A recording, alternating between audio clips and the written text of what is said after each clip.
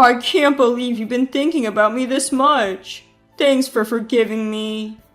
With these words, my husband tightly grasped the hand of his affair partner right in front of me.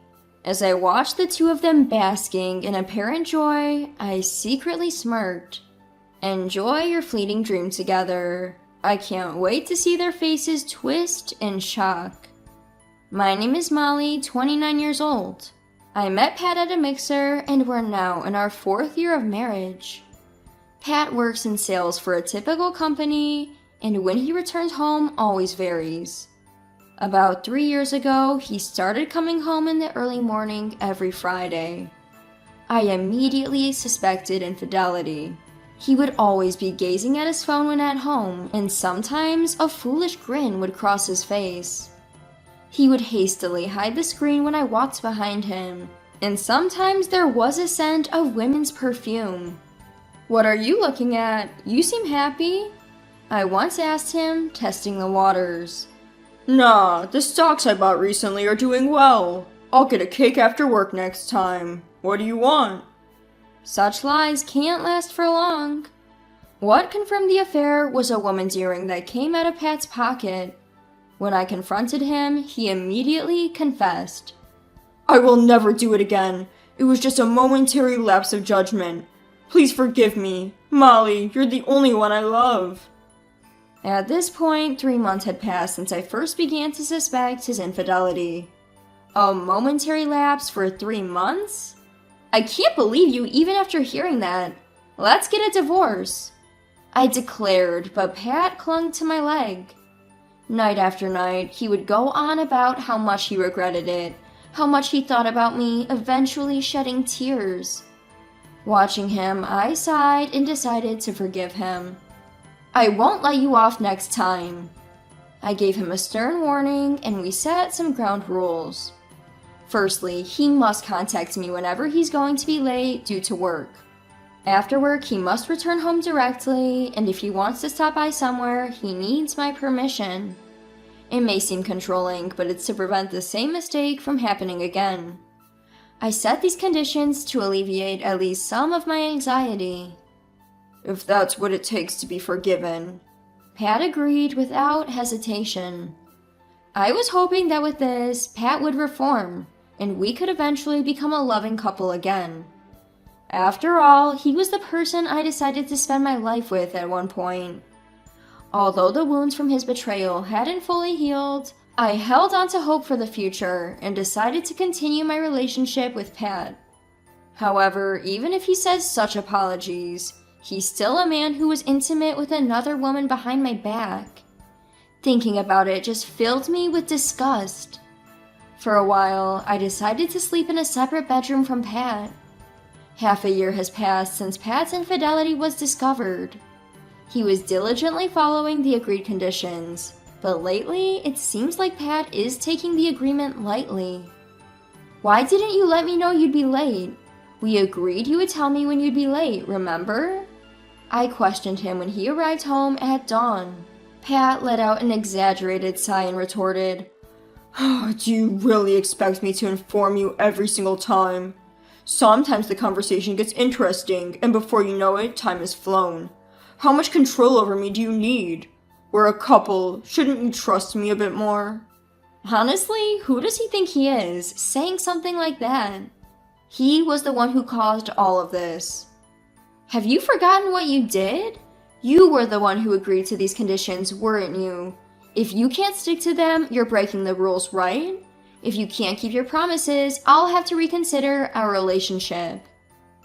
Upon hearing this, Pat, who had been looking down on me with such confidence, suddenly looked uneasy. "Reconsider? What do you mean?" I mean considering separation or divorce. After all, while I forgave your cheating, I haven't fully trusted you since.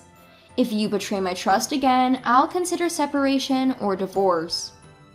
At that, Pat clung to my leg, just like the first time, apologizing. "I'm sorry. I'll keep you informed. I can't live without you, Molly. Please, don't say such things." If that's what you think, prove it with your actions. I replied coldly and headed to my bedroom. Since then, Pat has been diligent about keeping me informed. While he often comes home late, it seems he has made a good impression on his clients and gets invited to the drinking parties quite often. I have another drinking party today. We're close to sealing a deal. You go ahead and sleep. Reading the message from Pat, I let out a sigh. Maybe if he's going to be late, I should take a detour on my way home. I'm curious about some new cosmetics, and it could be a good diversion. It had been a while, but I decided to go to the department store after work. On my way to the department store, I happened to spot Pat. He was walking arm in arm with a woman, looking quite comfortable. That woman, there's no mistaking it, she was the woman Pat cheated on me with. When I confronted him about his affair 6 months ago, I had him delete all her photos. And there she was, standing next to Pat. He had been talking about his clients and contracts so seriously, and yet here he was, cheating again. What was all that effort for? If he likes other women so much, he might as well just go be with them. My emotions were all mixed up, my body shaking uncontrollably. I need evidence. Next thing I knew, I was taking pictures of my husband's infidelity with my smartphone. I lost any desire to shop and decided to go straight home. The next day, Pat came home in the morning as if nothing had happened. I got carried away talking with clients last night. We were drinking till just now. Listening to their stories is exhausting. I'm gonna take a shower and lie down. I see. He had been out having a good time till morning. Of course he must be tired. From the bathroom, I could hear his cheerful humming. As I listened, my anger, which had been building up, reached its peak. Thinking he could live as he always had, betraying me twice? I will make this utterly selfish husband understand. A week later, as soon as he got home, Pat approached me. Hey, are you okay today? Absolutely not. Don't touch me. When I pushed his hand away from my waist, Pat distorted his face in a split second. Enough already. Do you have any idea how much I'm holding back? He hit my cheek with the hand I had just pushed away. Unbelievable. He was not only cheating, but also getting violent. I shouldn't have forgiven him back then. Overwhelmed with regret, I felt tears welling up in my eyes. But now is not the time to cry. In my pocket, a voice recorder that would serve as evidence was running. You're not holding back at all. If you want to do it so badly, why don't you do as much as you want with your mistress? When I shouted like that, Pat's eyes widened in surprise. You think I haven't noticed? I know everything. What? What are you talking about? Your favorite Anna should be arriving soon. At the same time, the house's doorbell rang. Pat's face turned pale at the sudden appearance of his mistress. In fact, I had been in contact with Anna during the week. The moment she learned I was Pat's wife, she grimaced as if annoyed, but she immediately smiled when I said, I'm going to divorce him. I thought you would hold on longer, but you're surprisingly easygoing, huh? Let's sit down and talk, the three of us. That's how it happened, and I had told Anna to come here at this time today. As soon as Anna appeared, she said, We can finally be together, and quickly wrapped her arm around Pat's. Hey! It's okay, your wife knows already, and we finally agreed, so it's fine. Everything is set? That's right.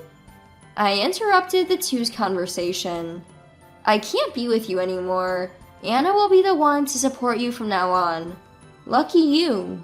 He had a complex look on his face and was alternating his glances between me and Anna as he said, But, are you sure? But you...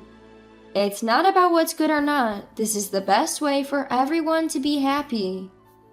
Pat seemed to be hesitating for a while at my words, but he seemed to have made up his mind as he nodded strongly. So, you were thinking about me all this time. Thank you, Molly. I'll live with Anna. Thank you for understanding. Whether he misunderstood something, he took Anna's hand and squeezed it strongly. The two of them were so engrossed in their own world, it was as if they had forgotten I was there. Looking at their happy faces, I felt contempt anew. But their smiles would distort soon. Thinking about it, I couldn't help but grin. It's a shame that I won't be able to see what happens to these two from now on.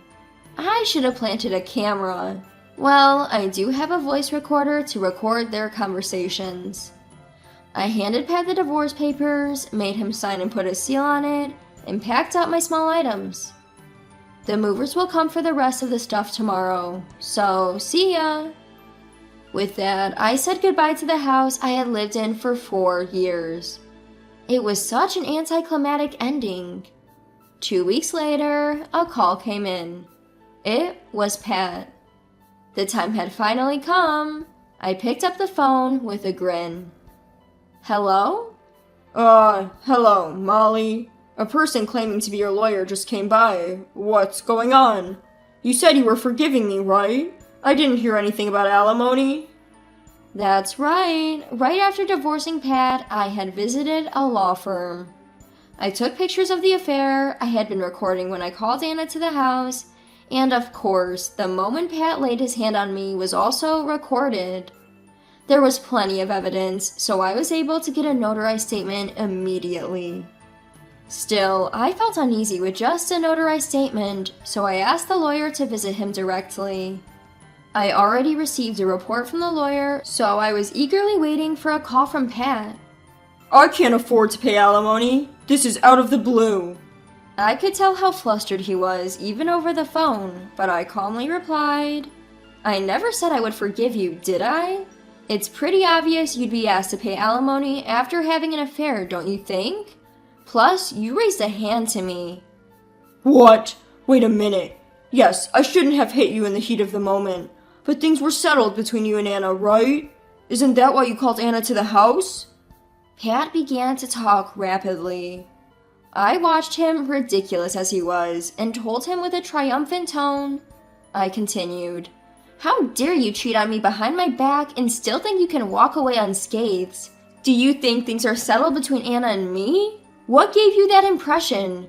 How about you stop conveniently interpreting things in your favor? Let's talk about this, Molly. I forgave you once for your infidelity, but there won't be a second time. I was certain that even he, in his foolishness, would understand the gravity of the situation now.